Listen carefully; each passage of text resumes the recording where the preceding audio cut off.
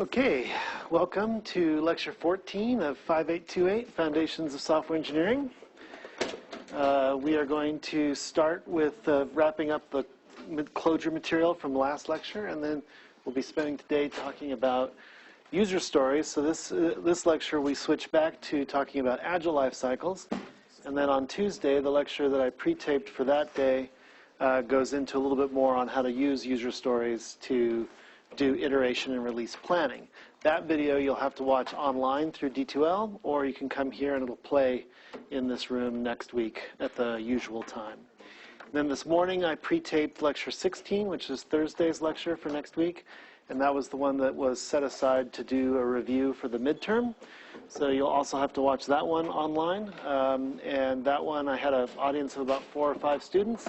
So once I finished the overview, those students started asking me questions, and we got a few of the sort of student-driven questions going on there. So make sure you watch that lecture as well. I'll be starting to catch up on grading starting tomorrow. So I'm hoping to get homework 2 graded over the weekend, and then I'll move on to homework 3 and taking a look at presentations and all of that. So you should have launched into presentation 2. So even though you just finished presentation 1, this week 7 was the first week of presentation 2. You've got until the end of week 9 for that. Okay, any questions before we get started? Yes? Material homework 3, will that be on the midterm? Yes, so the material on homework 3 was a lot about some of those concurrency, the first couple of concurrency lectures. Yeah, and yeah, so I might ask a question about condition variables. I might ask questions about. And it sounds like you'll have that one graded before the exam, so we can get feedback on how we performed on it. I'll try to. Yes, we'll see. I'll be at this conference next week, and they tell me I'm going with a group of 20 students. They told me that last year the days were 7 a.m. to midnight each day. So if that is true, I won't get much in the way of grading done, but I will try to do my best. But I'm hoping it's not true, or that I make it not true. Like, okay, 9 o'clock, I need to go to bed. Actually, I need to go grade. All right, so let's finish up what I was discussing at the very end of last Tuesday's lecture, so I can make sure that I cover the user stories the user stories topic as well. All right, so we had finished up by discussing. We had finished talking about the reducers library, futures, and promises. And we were wrapping up last time on the fact that Clojure does have mutable variables, but these mutable variables, unlike variables in other languages, come with very clear semantics about how they can be updated. And it's always with respect to how they can be updated when there are multiple threads running, because if it's single-threaded, then Clojure's normal symbol bindings with immutable values is what rules the day. If you have multiple threads in your program and you can have a variable change its value, then you have to use one of these, refs, atoms, or agents. So we're not going to be able to go into details about refs and about agents until after the midterm. But the material I covered today on atoms is something that could appear on the midterm. And what I'm going to do is, before the midterm happens, I'm going to roll out one more quiz for you to help you study for the midterm. And I'll put some example questions of what I might ask about atoms in that quiz so that you get a sense for it. Okay, so let's talk a little bit about atoms. So atoms in Clojure are atomic variables. And you can think of it like the atomic integer class that we saw when we talked about Java util concurrence library. And basically that's a variable that's going to, with respect to all threads that are running in a system, have updates to it happen in a synchronous fashion. And what that means is that once you've updated the value of an atom, there's no memory visibility issues. All threads will see the current value of the atom. If you need to get the value of an atom and multiple threads are asking for its value, then it will make sure that the reads happen in an ordered fashion, so that if someone's writing at the time that these read requests are coming in, that there's a reasonable expectation about what value they'll see. So what they call these semantics is that these are updates are synchronous and coordinated. Or wait, what did I say? No, sorry, synchronous but uncoordinated. And I'll tell you what that means in just a minute. So like atomic integer, locks are not used, so contention can be minimal, and that's because they're falling back like atomic integer and those other classes that I mentioned in a couple lectures ago.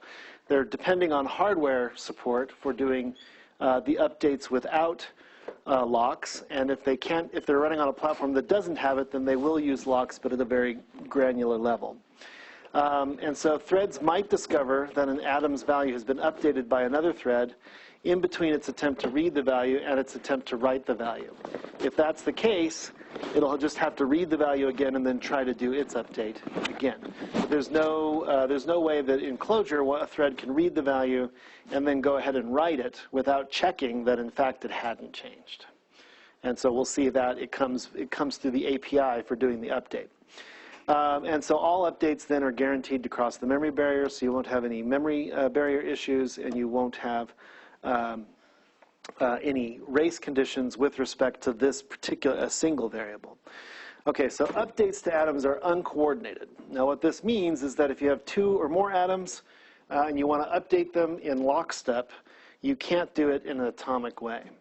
And so we all just lived this through homework 3 when we were working with the queue. So one of the reasons why the queue, why that program fails is that the producers and the consumers, as they're looping, the first thing they do is they read the value of the queue. They say, what's the size of the queue?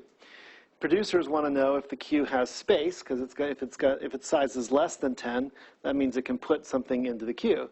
And consumers want to know that there's something that the size is greater than 0. If it is, then they can take something off the queue. But the problem with that program was the fact that they would read the value, and then they would go, and a couple instructions later, then they would write the value. They would either put a new product onto the queue, or they would take a product off of the queue. And of course, the problem is that those weren't atomic. The read and the write were not atomic, which means that they could read, and then all sorts of threads could go and read and write and read and write and read and write in between the time that they read and then wrote. And so if you ever saw the program say the queue size is 19 and then just spin eternally, that was because that meant all 10 threads asked the queue what was your size, and they all got back the answer 9, right? And then they all added a product, and you went to 19. And then, of course, at that point, they're screwed because now the queue size is never going to be less than 10, and they just spin eternally.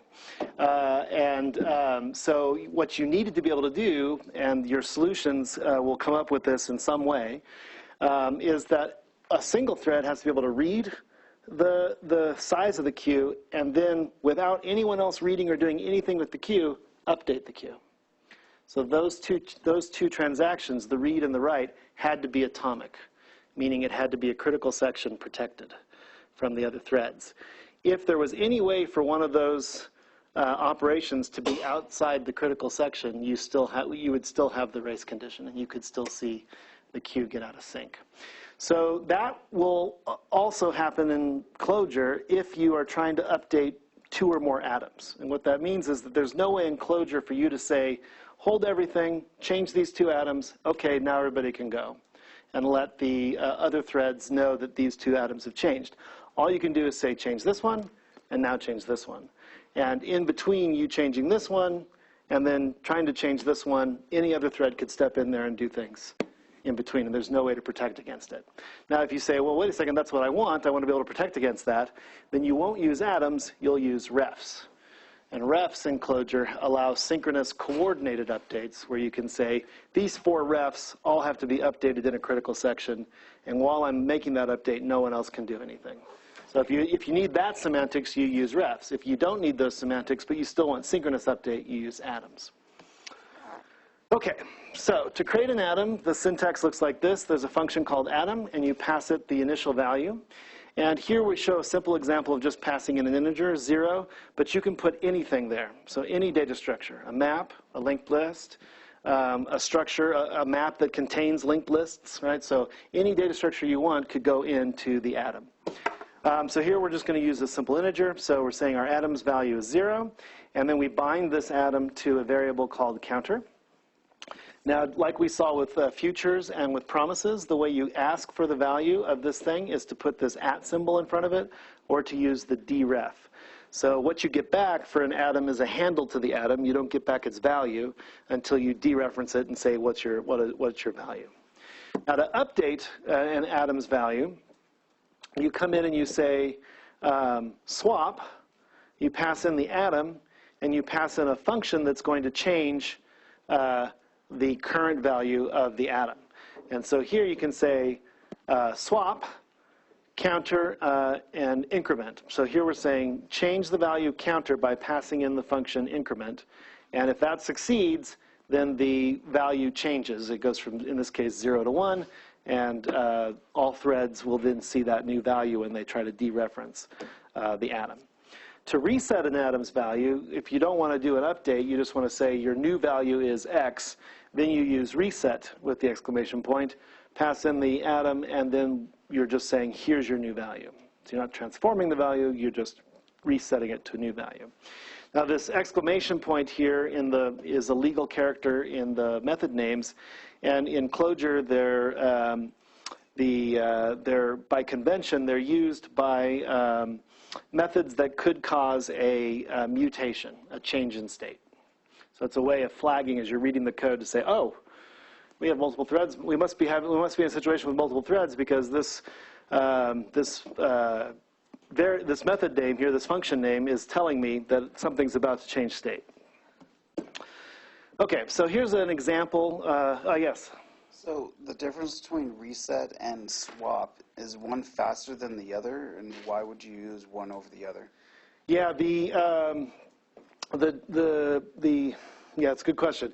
The difference is, in one case, you're saying, here's a function that will compute the new value, and I want you to do that in a synchronous way. Or, here's your new value. And it's just, the second one is just basically a shortcut, I would say.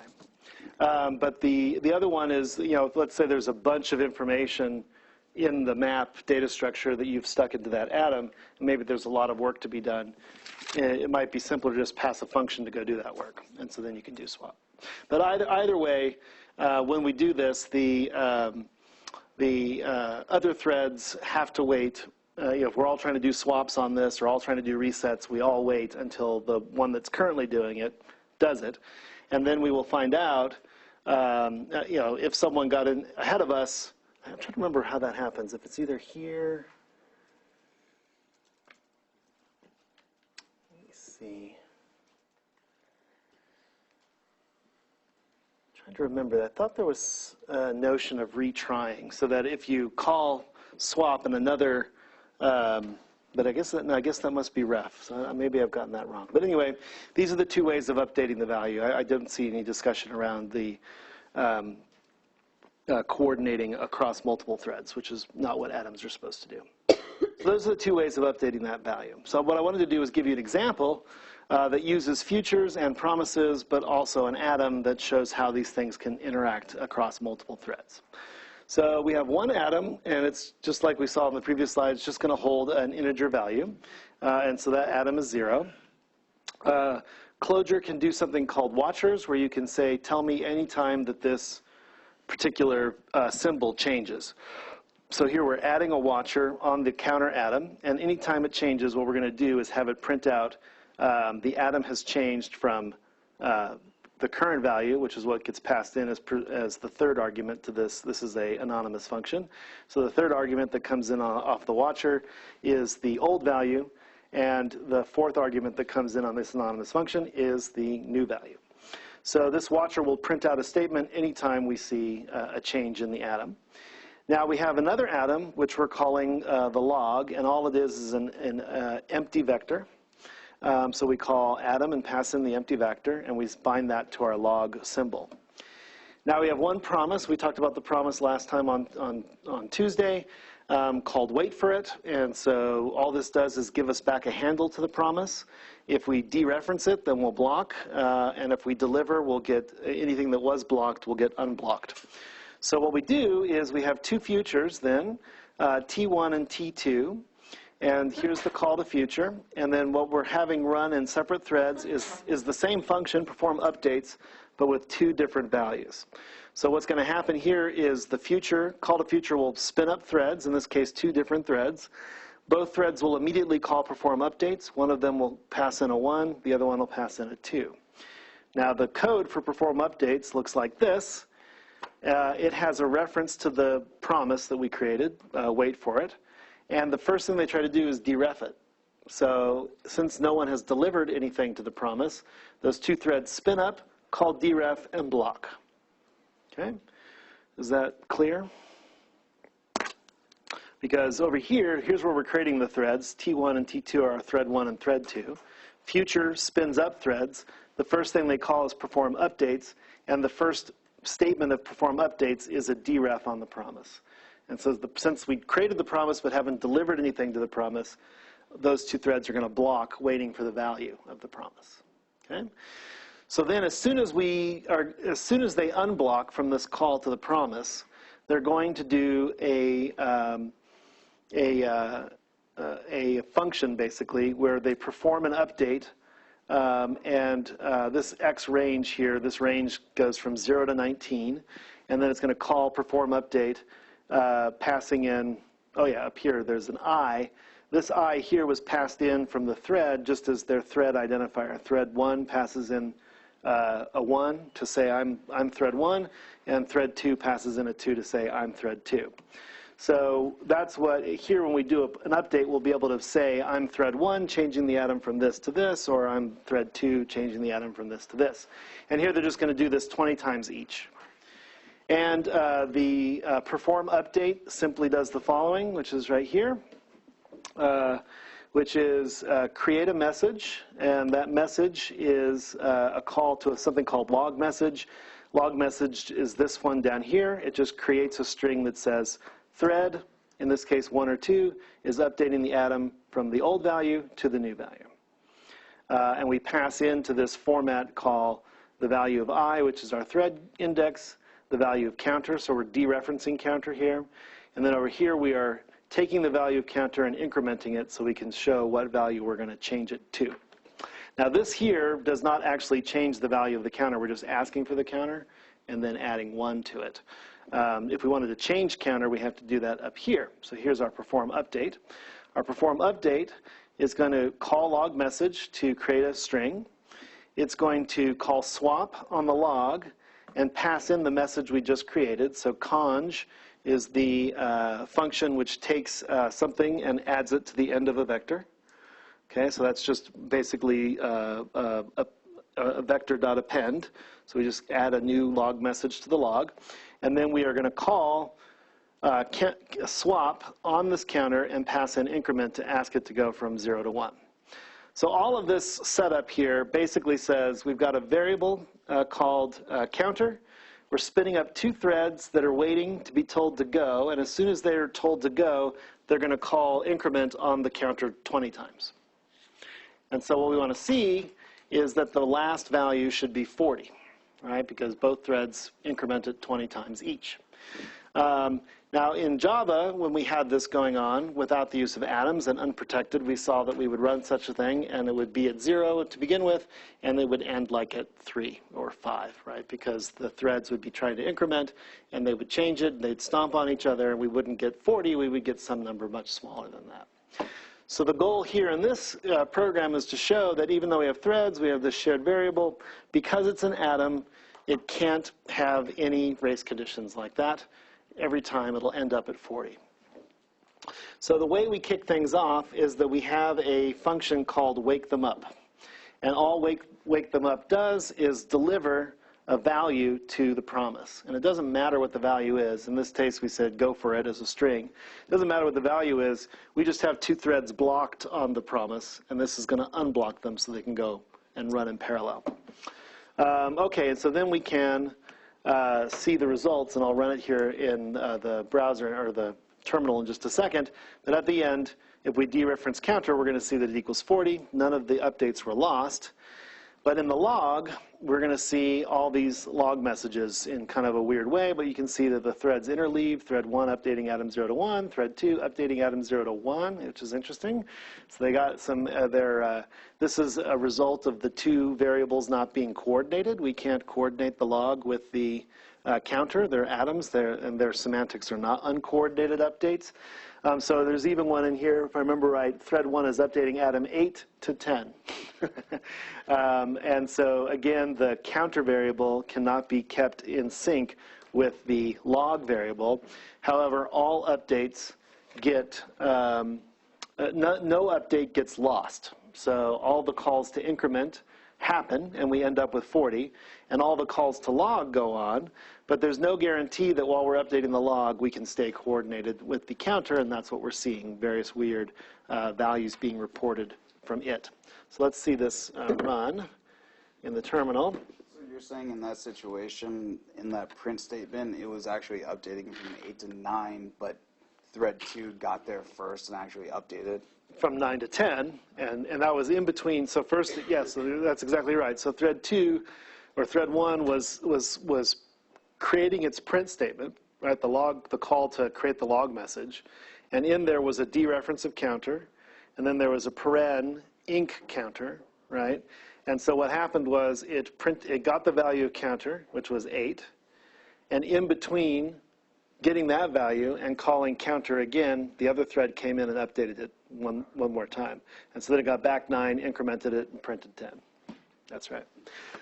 So here's the code in this atoms directory. So if you go into source, atoms core, you can see all of this stuff. We've got our counter, our add watcher, our log message, the wait for it, the perform update, perform updates, the creating the threads, the wake them up call, the counter value, and a few other things like that. And I actually created it, I updated this program so I could call refresh and reset everything so I could run it multiple times. So to do the refresh, I call reset on counter until its value back to be 0. I call reset on the log and say your value is now the empty vector. I create the promise again, so I call def wait for it and I create a new promise. And then I create the threads again so that they spin back up and block on the promise. So this call to refresh will allow you to run the program multiple times. All right, so now let's do our line again REPL here.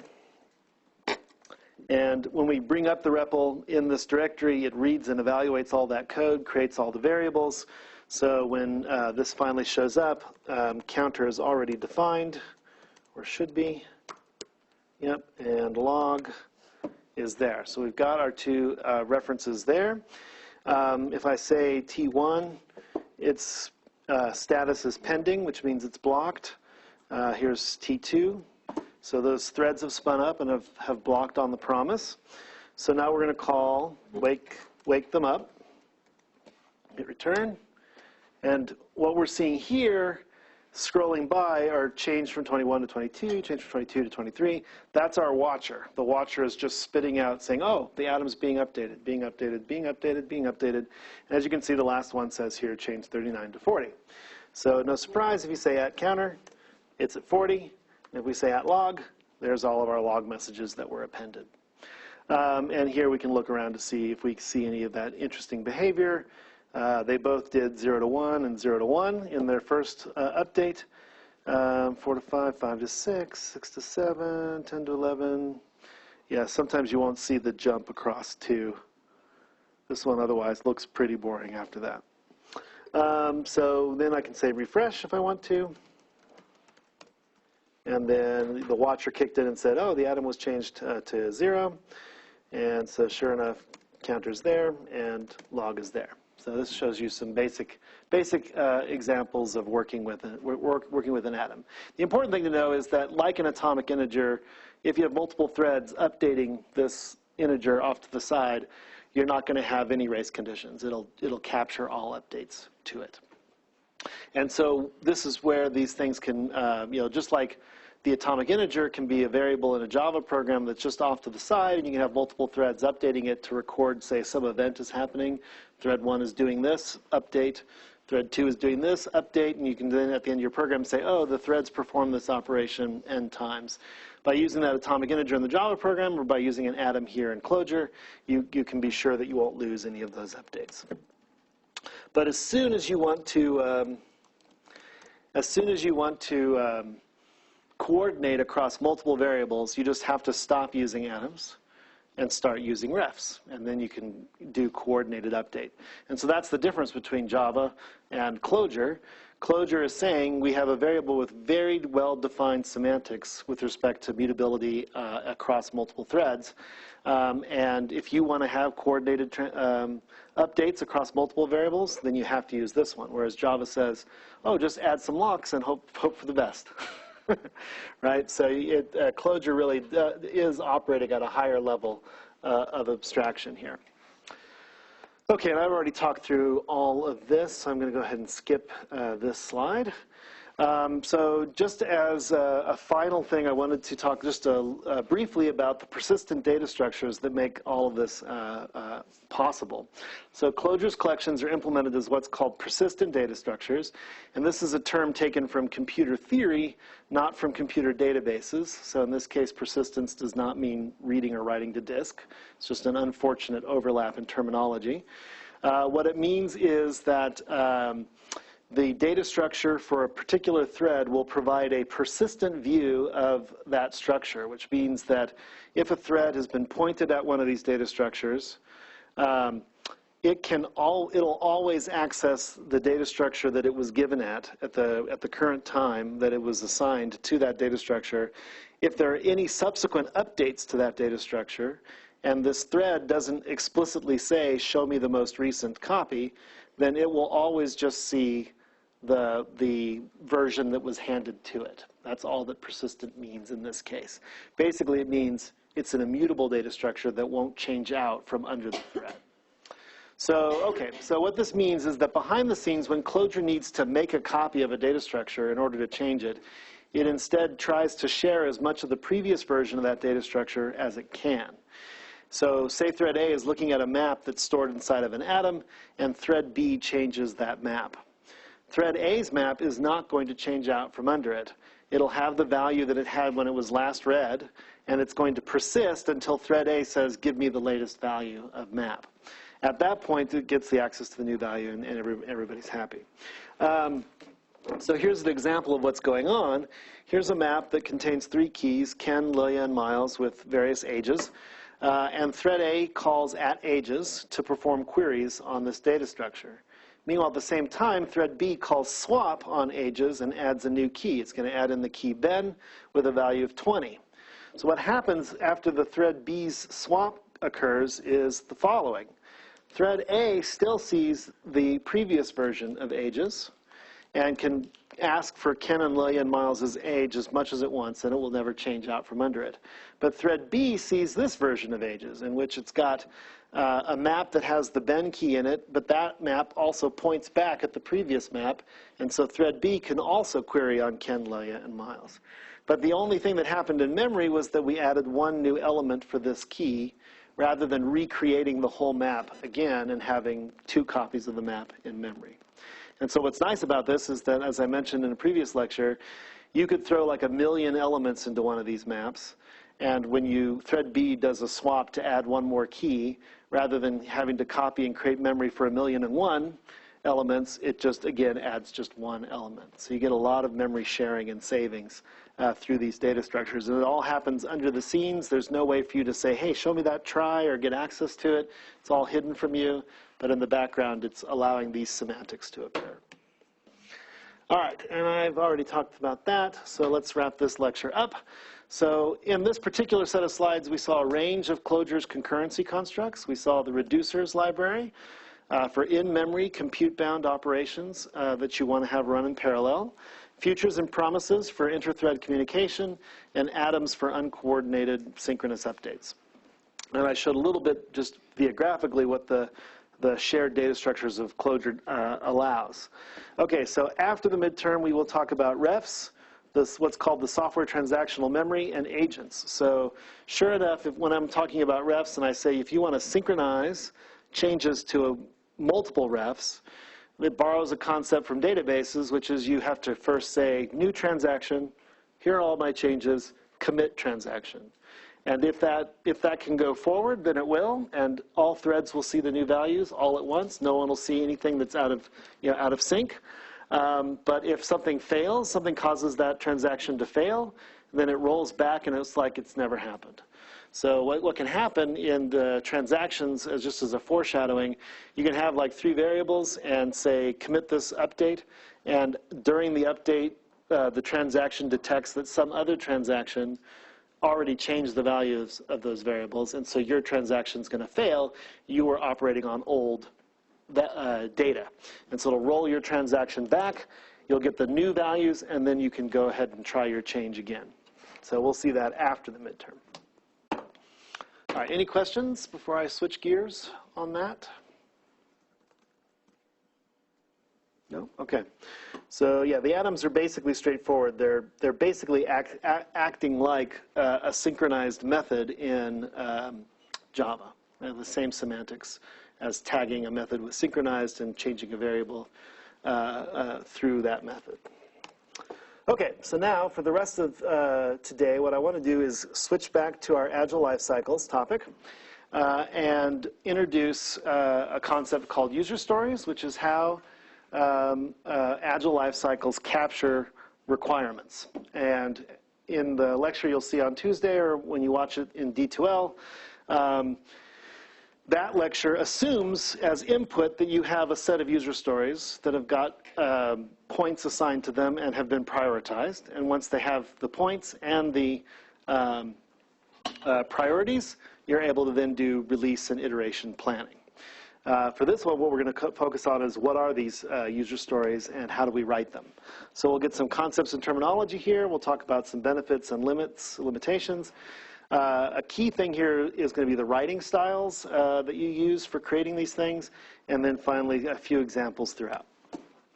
And all of this material is drawn from a textbook I used last year called User Stories Applied by Mike Cohn, and that's the ISBN number if you're interested in it.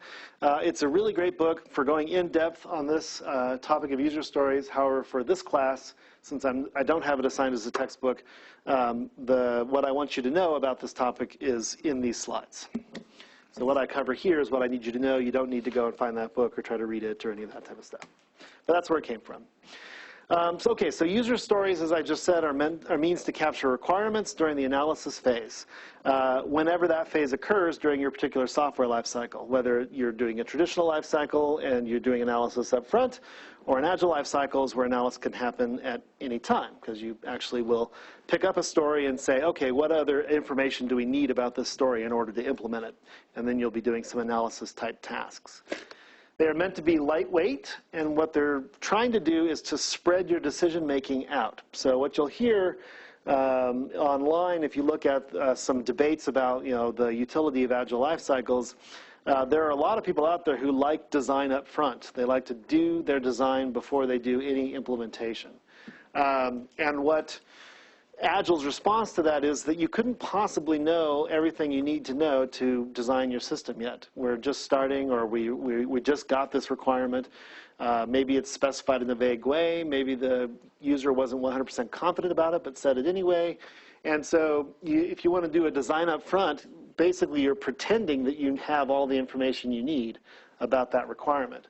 What user stories are meant to do is to say, oh, let's first identify the fact that this feature has been requested, and that we'll start talking about it to start understanding more about what you mean.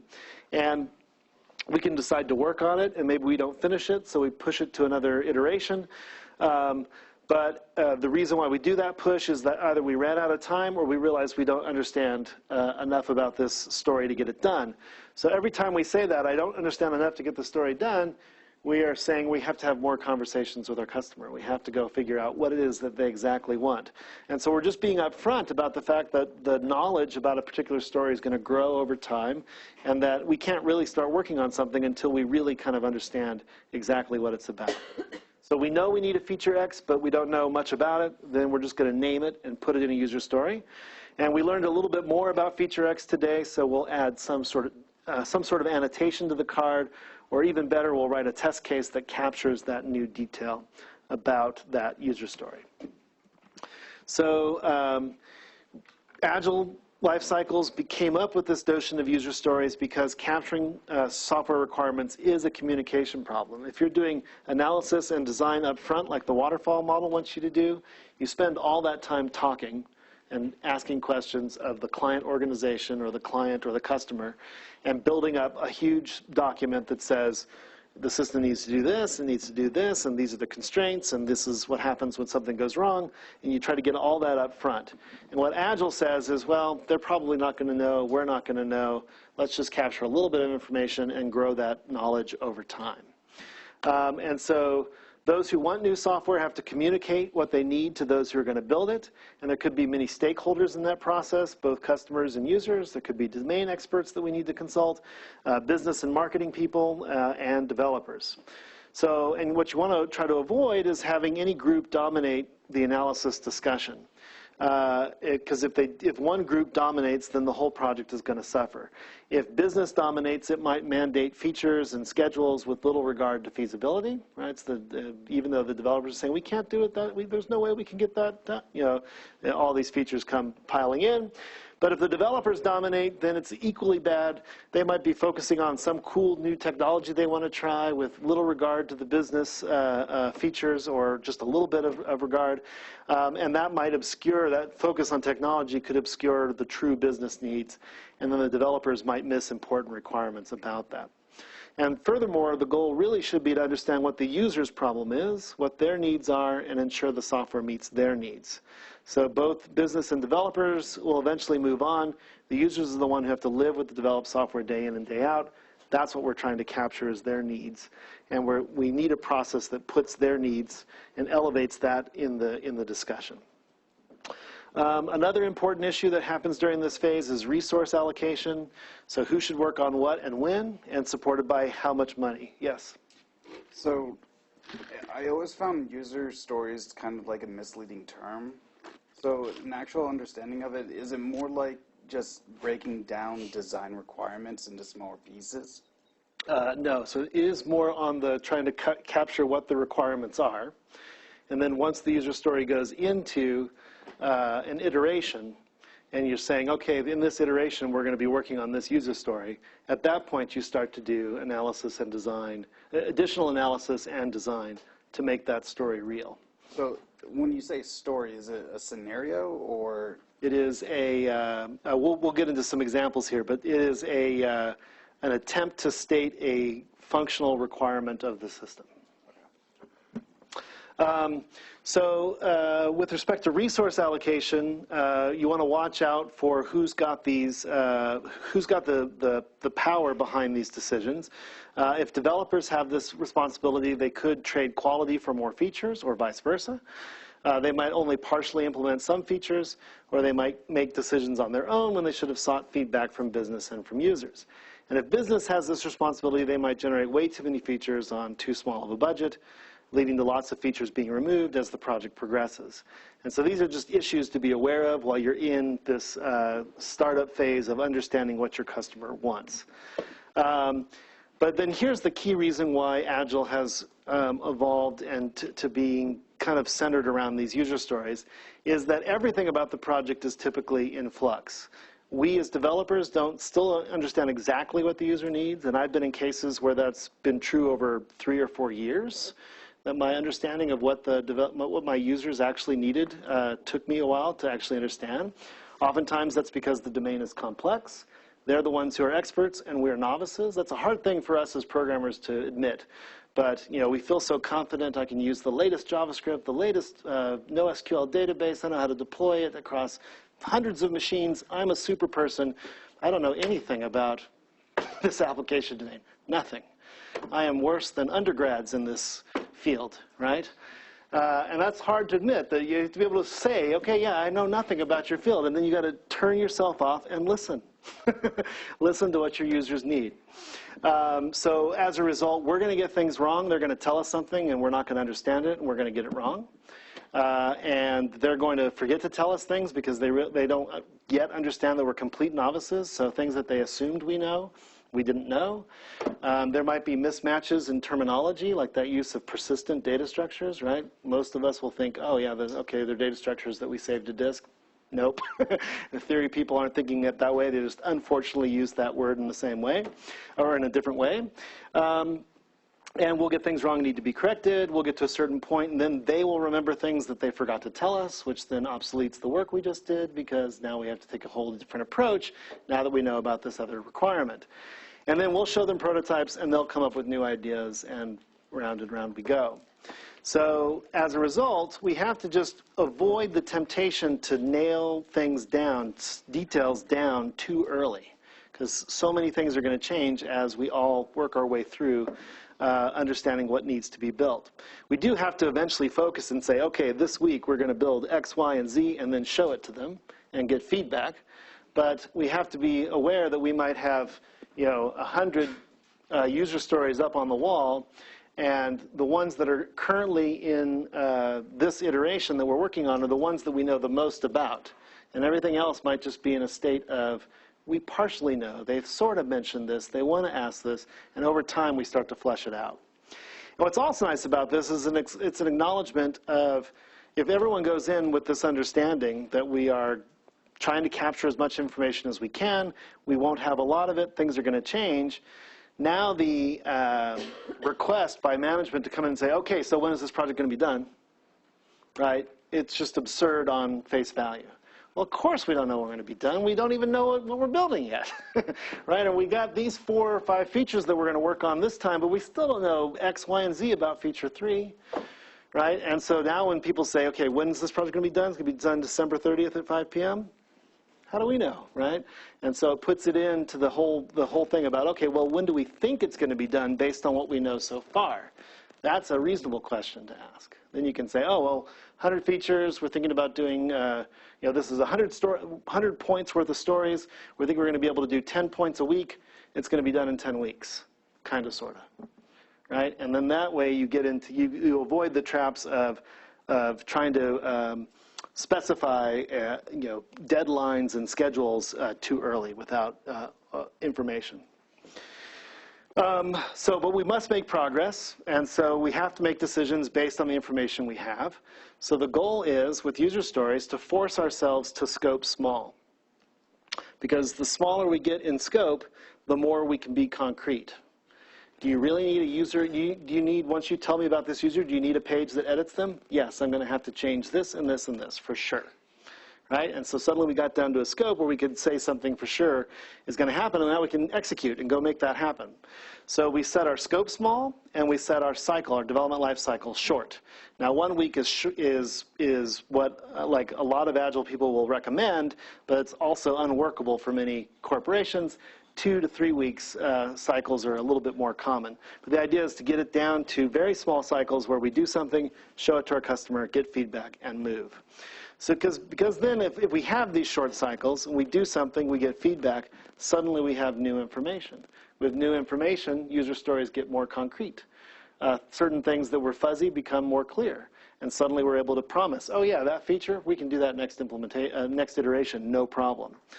And so slowly but surely the system kicks in and bootstraps itself into something that eventually we're making progress on the things we don't know, we're developing the things that we do know, and we're getting feedback to course correct. It just takes a little bit of time to get going on.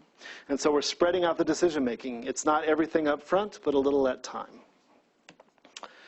Okay, and so that's where the user stories come in. They describe functionality that will be valuable to the user and or customer. And we already talked about this back in Lecture 7, but there is sometimes a distinction between who a user is and who the customer is. So if you're in a contract situation, the person that you might be talking to, the customer, might be a CTO or a purchasing agent of some sort, but they're buying software, acquiring it for their employees, and those are going to be your users.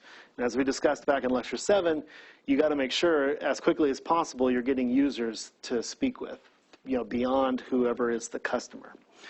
But the key thing here is valuable. So we don't want to implement a feature because it's cool. We want to implement a feature because it provides value to the users. And the whole thing here is designed to get us into the frame set, the mindset of the user. Speaking using their terms, speaking about what's valuable to them, not what's valuable to us. So user stories consist of a short written description of the feature, and this is then used for planning and also as a reminder. We also then have conversations about the feature to try to flesh out the details. And we don't try to then take that conversation and capture every word of it in a note or document. We want to resist that temptation. Instead, the Agile says to just keep having conversations about it. It slowly but surely enters our short-term and long-term memories, and we won't need the document. We can be executing knowing that we're going on. But even better, what Agile recommends is that if there are details that we've identified that are testable, you capture those details as tests. And maybe for most of the iteration or most of the release, those tests fail, but you've got them in the code and they're being run every day, so that eventually, as you keep adding and working on the feature that's associated with this particular user story, eventually all those tests go from red to green. You're slowly but surely making them all pass. So Ron Jeffries, who's the author of our textbook on Agile that we'll be reading after the midterm, calls these three aspects card, conversation, and confirmation. So card is where we put the stories, typically on an index card, and put it up on a wall. The conversation is our working around that feature, making it move forward, and the confirmation are the test cases that we're going to run to say when we're done. And in the use of index cards got started because they did want to keep it brief. They wanted to force us to just keep the requirement as in summary mode as possible, and not to see, for instance, an index card up on the wall that has lots of 7-point text on it, so you're cramming in all the details. It's trying to make sure that you get away from having to put all those details. And the trade-off that's being done there is, people that are in the waterfall mode and want to have their requirements documents and their design documents completely specified. In order to make them completely specified, you have to invest a lot of work, a lot of time in conversation, writing, showing them the document. Please read this. Did I make any mistakes? Oh, this is going to change. I got to go change the introduction. I got to change this section. I got to change that section. I got to update the appendix. You spend a lot of time keeping those documents up to date. All your work is going into that. And what Agile says is get away from that. Remind yourself you have this feature. Put details in test cases. Be working on the code. Make the code real. Don't spend all your time making the documents as up-to-date as you can get them. Okay, so here's an example of some user stories. If you've got a website that's going to help a person do a job search, you might have multiple customers in this case, or multiple users in this case, the people doing the job search, and the companies looking for people to hire. And so here we have one example user story for the company, and then we've got 3 user examples here for the user. So a user can post a resume to the website. A user can search for jobs. A company can post new job openings, and users can restrict access to their resume. So those are all written with respect to their particular user, the user on one side. I should say really job seeker as opposed to user. So job seeker can search for jobs and post resumes, and the company can post new job openings. And as we go forward, we'll continue adding in stories that are written like this. A company can delete a job opening. A company can send out email to people that have specified interest in jobs that have this keyword, right? You can just continue to add those types of stories, but you just keep them at that nice high level. And then when it finally comes down to okay, so they want to post a resume to the website. What does that mean? Well, they should be logged in. They should be on their profile page. There should be a section on the profile page that says resumes, and maybe a little checkbox that says only show companies the most recent version, but I can upload multiple versions if I want. In the case, I can have multiple versions, one for one type of company, one for another type of company. All those are details that we eventually will get to, but there's no reason why all of the things I just said need to be on the card. Once we've gotten to the point where we know that users have to post resumes to the website, now we can start engaging in those conversations and ask the customer, hey, can a user have different types of resumes? Yeah, actually, that would be cool. Okay, so that's something we'll put a little detail, a little note on that while I'm working on it. So I don't have to assume that there'll only be one resume. I have to make sure that there can be multiple resumes. And that might be all you need for that week's worth of work or that iteration's worth of work. All right, but the important thing is these statements should reference the user in some way so we can say who it is. And it's better actually to get away from user and use roles if you can, but written so that it's something that they would value. And you're trying to keep that customer perspective in your development team. So here's an example user story. You tell me if it's good or not. The software will make use of a Bloom filter to determine if a desired data element is in our data set before we perform disk I/O to retrieve it. It's a requirement. Is it a good? Is it a user story? No. Everyone's like shaking their heads. No. So yeah, and I would agree. Most of our users will go, what? Right? And this is an example of what happens. You come out of undergraduate days or graduate days, and you go into your first job, and you know all about this fancy thing called Bloom filters that help you in distributed settings determine where your data is, so you're not having to read all the databases on all your machines. You can make an educated guess as to where the data sits, and then go retrieve it just from that machine. And that's really cool, and we love it as developers, but unless you can convince your user that that's cool, and that's something they value, it doesn't belong in a user story. It's something that can happen in a task, and we'll talk about tasks next time when you go and watch lecture 15 that I pre-taped, but it can't be a user story. And now I say here, just somewhat facetiously, is your customer a distributed systems researcher? If so, then yes, maybe this might be a good story. And in fact, this is how, for instance, Cassandra works in cluster mode, a popular NoSQL database. But forget I said that. It's a horrible user story. Your user is going to be like, oh, I want to be able to put in a bunch of data and then search for it. Or, you know, once I've got my resumes there, I want to know how many people have accessed my resumes. Those are things that your user is going to care about, not how it's actually implemented. So in general, these technical details do not make good user stories because the details could change. We might need to switch from one framework to another where the Bloom filter goes away because we're using some new fancy algorithm. And while the fundamental user story, the details might change, but the fundamental user story would not change. So if the thing said users need to access schedule information, that's going to be true regardless of what data structure, what database we have underneath. Yes? But is there a way to make it a good user story if you convince the user that for efficiency, if they're dealing with millions of data sets, that a Bloom filter could actually be beneficial? Yeah, I still think it's not something that just ends up in the requirements. I think it's something that the developers know behind the scenes that that's how we're going to do it. And where that comes in is when you transition from user stories to tasks. So as I'll talk about in the next lecture, there comes a time when you say, okay, it's time to figure out how we're going to implement this user story. So it's been assigned to this iteration. It's time to make this real. And at that point, you're going to do maybe a little bit more analysis work, but mostly design work. And that's where, in your design work on that task, you might say, hey, if we could put this in Cassandra's Bloom filter will make sure we find it right away. That kind of thing. That's where you would put it into your task list to say, hey, we're going to make sure that we use this approach because of these benefits. So in that case, are user stories we should be writing user stories in a way that it doesn't indicate an implementation way? You should try to leave implementation out, and I've got an example of that coming up as well.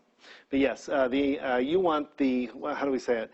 You want the what of the requirement. You don't want the how of the requirement.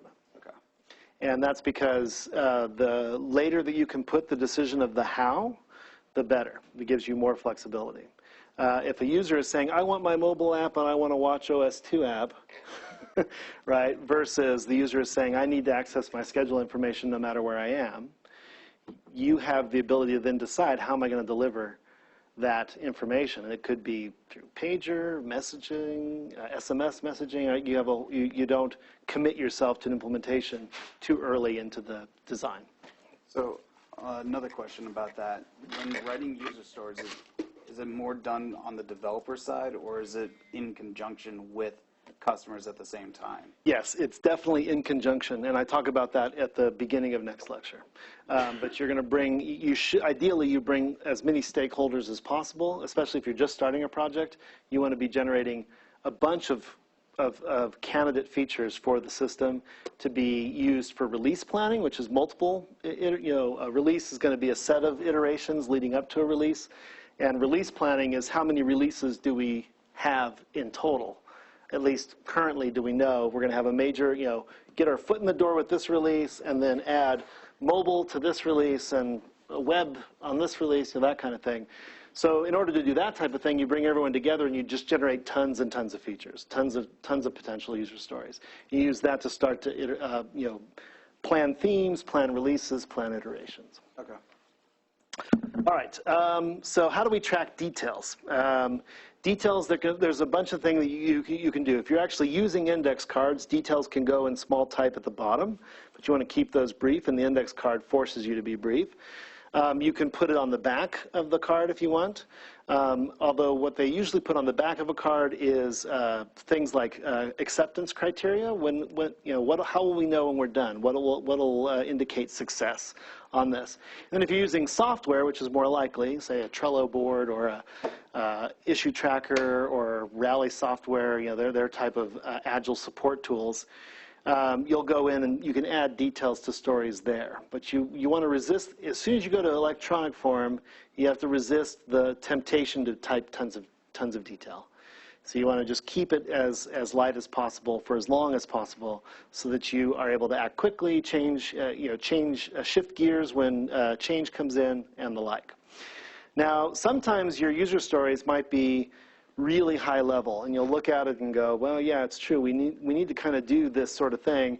And you'll realize that what's happening is it's identified a category of functionality, and underneath that it's going to be a whole wealth of features to make it real.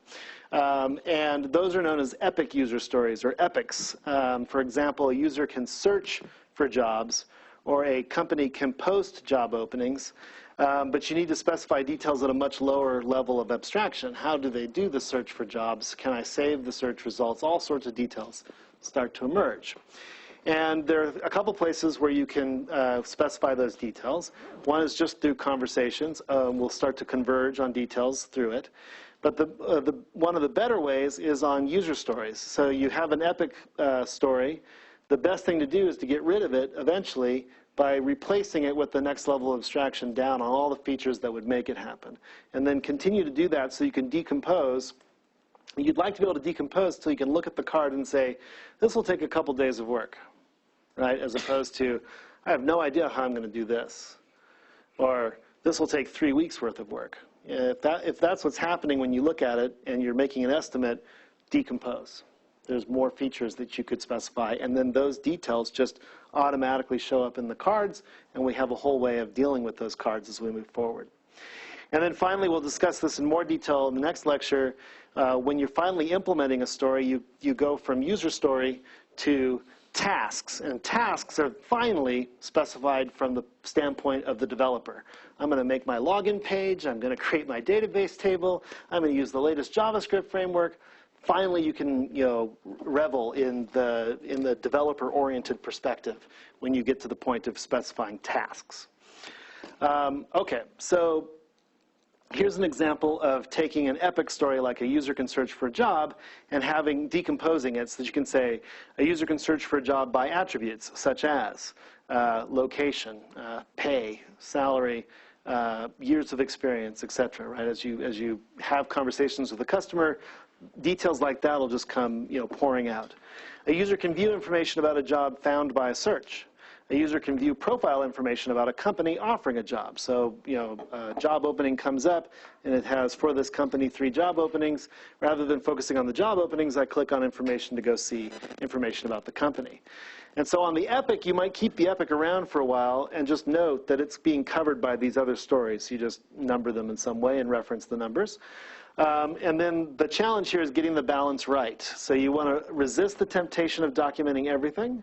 But on the other hand, you don't want to have an epic just sitting there and people look at it and go, that'll take months. You want to get it down to a point where that'll take weeks or that'll take days. All right, and the key place where the details really should live is in our conversations, because everything could change on us. The details will change as we move forward.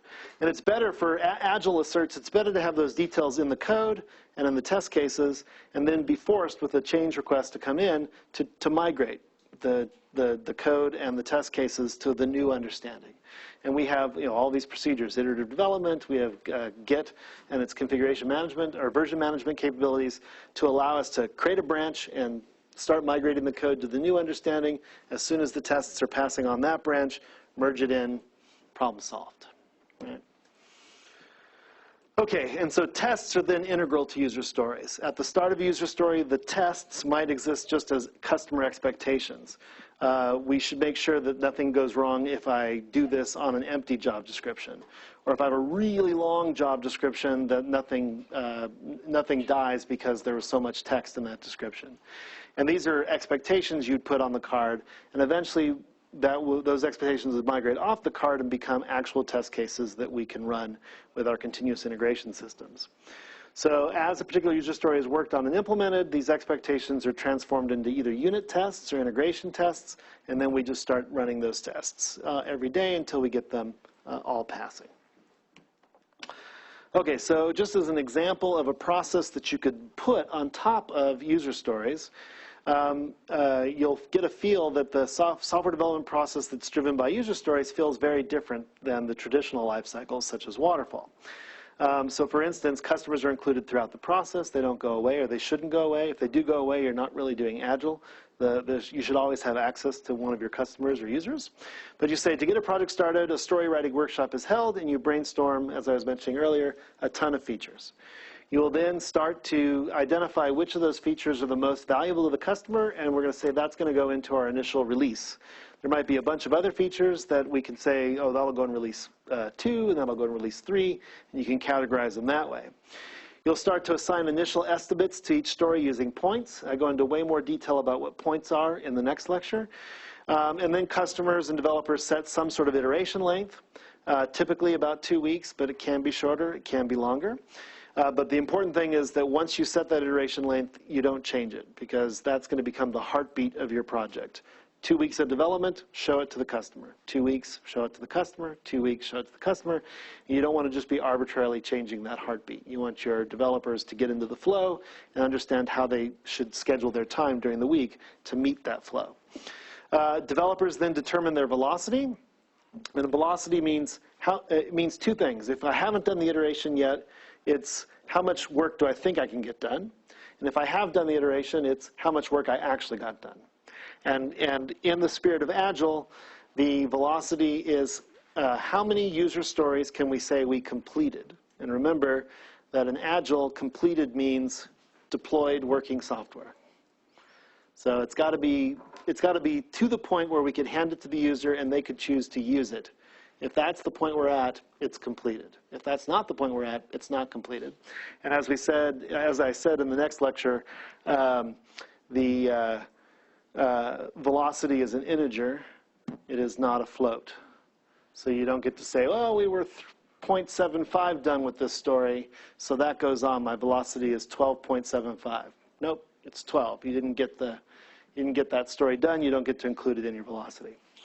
All right, so then customers will assign priorities to the stories, and you start to create iterations by grouping stories by velocity, so number of points that you think you can get done based on their priorities. So you might say, oh, okay, I've got 10 points to spend, and I've got 2 high priority stories and 1 medium story that all add up to 10. I'll put them in.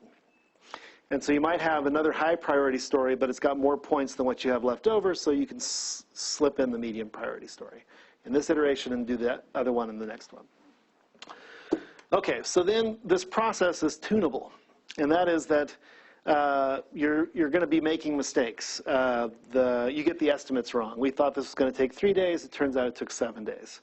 The velocity, the first time you pick a velocity, you might be way off. Oh, I think we can get 30 points done each iteration. And the iteration's done. We got 3 points done.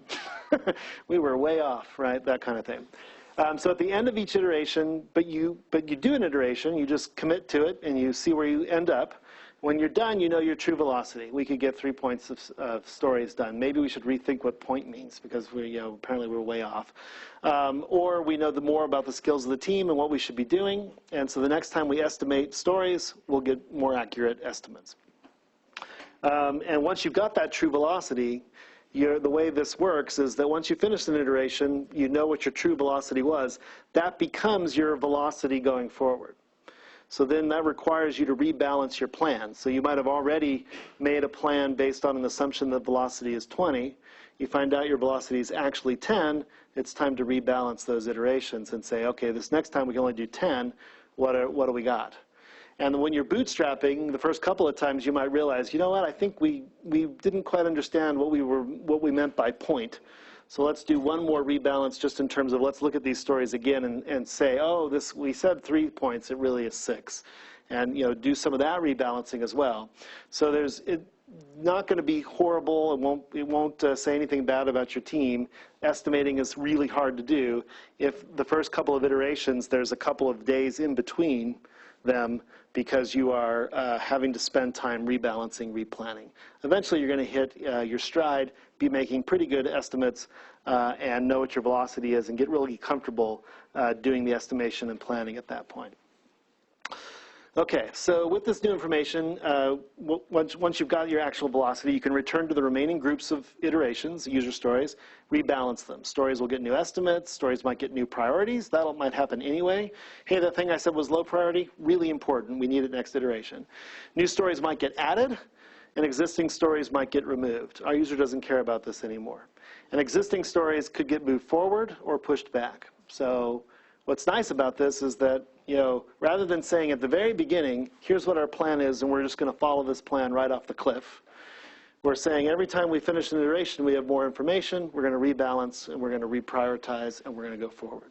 And so you get away from this notion of fixed plan, and you get towards this notion of fluid plans that respond to change requests and new information. Quick question on that. Yes? Does that coincide with the whole idea of a sprint, where they take from the backlog and they decide, okay, these user stories should be done in the sprint right now, type of thing? Yeah, so the way you just used the word sprint would be how I'm using iteration, Okay. I think. So for this next development life cycle of 2 weeks, Right. What is it we're doing? And so yes, if you are, your stories are, yes, so in Scrum they call it the backlog, and your stories are all on there. You've got someone that's the customer representative who's prioritizing kind of what stories should be done next. And your team meets at the end of the sprint or the Scrum or the sprint and says, okay, what are we going to do next on the next Scrum? And what this is doing is this is trying to be a kind of a generic process that could be layered across multiple Agile life cycles, not specific ones. We'll look at specific ones after the midterm. Yeah, you're going to constantly be reprioritizing. Oh, we thought that this, we could get this story done, and we can't get it done this time. So we're going to come over the finish line without it being done. So obviously it needs to go into the next one so we can get it done. And then that's going to cause a rebalance of everything out going forward. Yes. The other context, oh no, I guess it's spike. There's another term that's thrown out there called spike.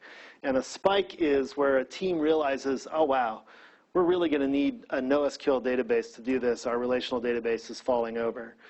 Does anyone know about anything about NoSQL databases? No. Okay. Suspend development, we're going to need a spike where we learn about NoSQL databases. So we might say our team can afford 1 week where we're doing nothing but learning so that we can then get ready to start going on. So when you said sprint, I heard spike in my head, and I was getting a little confused there. So, but spike is something different where you're trying to spike up on a new technology that you think you need to use, and you have to learn it before you can start using it. Okay. All right, so we got our releases and iterations. I just did this in this course. Yeah, so as I'll go into more detail next time, an Agile lifecycle is thus broken down into planning releases and planning iterations. The release is leading up to some major group of functionality, like a version 0.5 or 1.2 or whatever. But the release will be composed of many iterations which contain user stories that are going to be implemented during that iteration. The iterations always last the same amount of time, and they produce at the end a working system that can be received and reviewed by the customers. You're always getting to a point where what you show is a functional prototype. Now, maybe it didn't have everything you had planned, but what's there works. And customers provide feedback, mid-course adjustments are made, and the next iteration begins.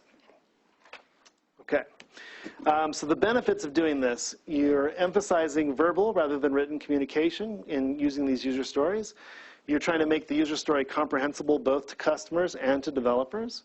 You'll find out that these things are the right size for planning. They can be very fluid. Which feature are we doing next? They encourage and work for iterative development. So as we learn more about a story, we can say, oh, we don't know enough yet. We're going to push this back 2 more releases. Or we're ready for this one. We're going to pull it up and take care of it. And they encourage you to defer details until you have the best understanding of what's asked for. So remember, on a requirement, you're saying, what is it that the customer needs? And then you're trying to say, do we understand enough that we can go and implement, provide the how of the requirement versus the why? All right, so the last thing I want to squeeze in 5 minutes is just a discussion about how user stories should be written. Because one thing that can happen is if you adopt the wrong writing style, you can get horrible user stories. And then you end up not liking user stories, and you might think that whole technique sucks, I don't want to do Agile, user stories are horrible. And it turns out you look at the user stories and it's like, oh, someone took a 200-page requirements document, shoved it into an index card, and said that's your requirement. That's not how user stories are supposed to be used. You weren't doing user stories, right? And so then you got the wrong impression of it. And this was certainly true of something called, has a very similar thing, but it was there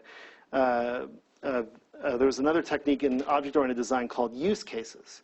And this was certainly true of use cases. People would say, I hate use cases with the burning passion of 10,000 suns, right? And then you'd say, well, show me some of your use cases. Oh, God, those are horrible. No wonder you hate them. So let's see an example. Here's a bad use case. Access user profile. If user is on any page other than the home page, user clicks on home link. On home page, user clicks on account link. System responds by fading in a dialog asking for username and password. User clicks on name field. User enters name. User hits the tab key. User types password. User hits the enter key. I can't even make myself go on. It's so horrible. If the name password combo is correct, system displays a profile page. But if the name was wrong, then the system reveals a hidden HTML element that tells them to try again. This is all over the place. It's horrible, right? Because there's too much detail in this. If we change anything about our implementation, this is wrong, right? And here we are fading in a dialog box where we have hidden HTML elements, all this reference to technology. What if we suddenly want it to be an iOS app? I guess we could wrap a web browser around it, but still, it's really, really bad. And it's also really brittle. Anything that we do to change what might happen in the user interface breaks this user case. And it has nothing to do with the requirement. What's the requirement that's hiding in here? What would you say is the requirement?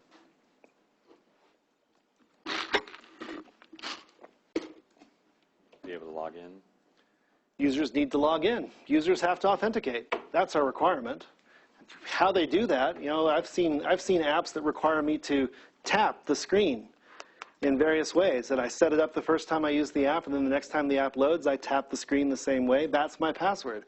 By saying the user has to authenticate, and only that, I can do all sorts of things on the implementation. But here I'm trying to tell you how to implement it along with the requirement. So here's a better use case. Preconditions, the user is at the home page and is currently unauthenticated. The steps to access the user profile is the user makes a request to view their profile. So I'm not saying clicking on a link. I don't know how they're going to make that request, but they've made it. So then the user provides credentials. Oh, the credentials are incorrect. So we say, hey, try again. Or, oh, we're done. Use case ends. And then if it's correct, we say system displays user profile. Now we've gotten away from the user interface. We've captured the requirement. We listed some assumptions, and we said what was going to go wrong, but we didn't say anything about how to do it. We just captured the requirement. All right, so I'm almost out of time. Let's see what I can do here. The bad use case would be horrible to work with on a daily basis. It's brittled. It's unstructured. It mixes conditional logic. There's if, then, else statements across this supposedly sequential list of items. It makes the success path unclear. Imagine if it had more conditionals in there. And the better use case provides a description of what functionality is needed without specifying how that functionality should be implemented. So on the last user case, it was about a user authenticating, but at the same time, would we use that to say, well, we also need a user case to say that the user needs to create a profile or register or something like that? Yes. Yes, you'd have other use cases that would say create a profile or edit profile, all those kinds of things, yes. Okay, so I can see now, this is the information I needed to know when I pre-taped on Tuesday morning. I needed to know how far I was going to get in this lecture, and I wouldn't know until now what it was. So I have a bunch of things I wanted to get through. So I'll have to ask you just to review this on your own, and if you have questions, send me email. The last little bit I was going to talk about was how user stories should be written. And I've got some slides on that, but the important thing is that they should be independent, negotiable, valuable, estimatable, small, and testable. And so the remaining slides in this lecture go into examples of each of those things. And I would like you to review this, so please read these slides, and if there's any questions you have about them, send them to me. I just ran out of time and didn't know how far I was going to get. Thank you. So the next time I see you will be week 9 in this room for the midterm. Remember, midterm in week 9, Tuesday.